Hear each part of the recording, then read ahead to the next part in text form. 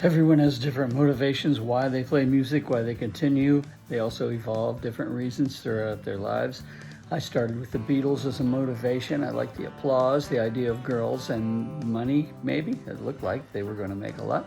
But even at 9, it was their writing that grabbed me. And playing was a vehicle to get the writing out there. I just learned to play in order to write the music. Gotta have an instrument, I guess. The lyrics, poetry, and wordplay, I've been doing that since kindergarten. I had a knack for that. So that was easy, but coming up with the music is something you gotta figure out your own way to do that. And I'd lost interest in the jamming and entertainment kind of bands very quickly. It's good experience. You gotta learn to play, you gotta learn to hold a crowd, maybe get your material out there slowly but surely. It's kind of hard to do, but eventually I just focused on that. I don't care about anything, making a living at it. It's a good way to fall out of love with something you love, is having to make your living from it. But I played in bar bands, dance bands, wedding bands, and it's a good experience, but dead end. There's never been a famous cover band that I can think of. Anyway, but it bugged me when I would hear truly original people go on stage and say, here's an original, I'm going to play an original. Well, Mick Jagger, Tom Waits, and Eminem never go on stage saying, oh, here's an original. Every song is an original.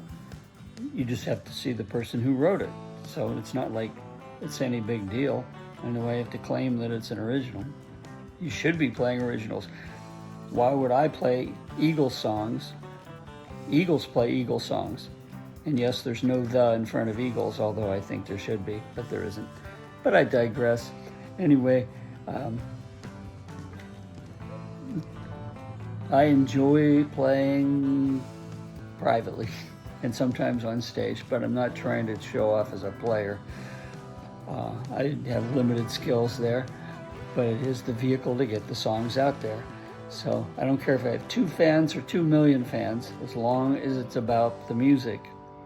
I'm not trying to get attention for myself, although you got to sell the stuff and they get a familiar name, and that helps the music go, I suppose. I'm like a 0-hit wonder so far, so what do I know? But anyway, I try to write songs that sound inevitable.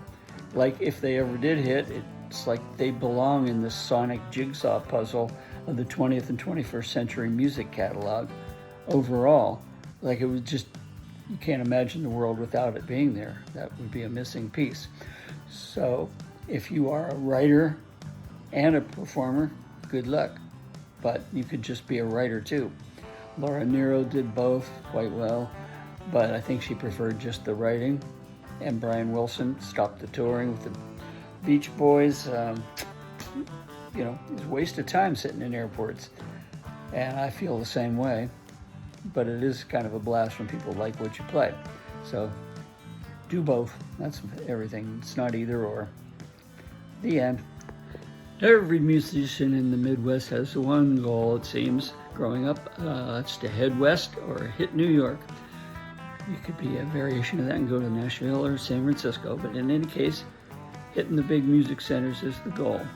And at 22, nothing feels impossible. But the reality is you still need food, gas, a place to sleep, new equipment, repairs.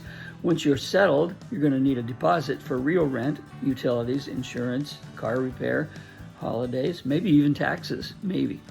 And went to LA in 1976 with JG, with 2 other members of the band supposed to be on their way behind us a few days later.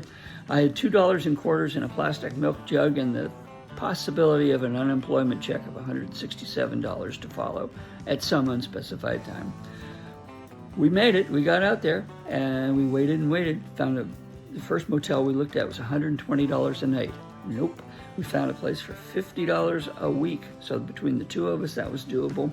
And we waited and waited. There were no cell phones.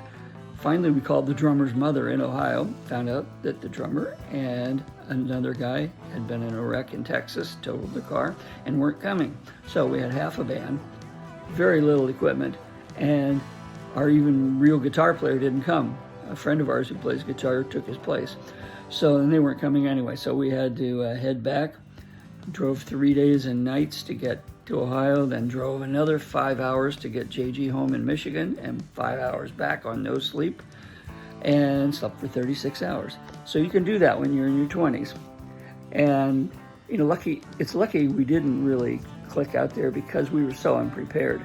Our friend Dave Morgan, who's one of the 3 best guitar players I've ever seen in my life, has done that and gone to LA. He's good looking, he can sing, he can write, he plays.